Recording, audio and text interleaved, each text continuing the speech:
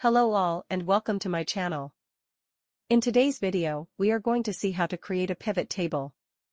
But before that, please like and subscribe. We have some data in an Excel file. We select all the data from the file. By simply selecting the top first value and then press Ctrl and Shift and the arrows to select all the data. Then we go to the Insert section and clicking on the Pivot option. OK. And here is our pivot table. We can add filters or select some values for rows. Let's select the adoption level. And let's calculate the salary values. I can also select from the filters to show only the Python option.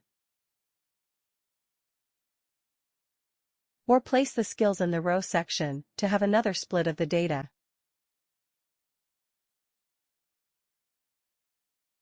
Thank you for watching.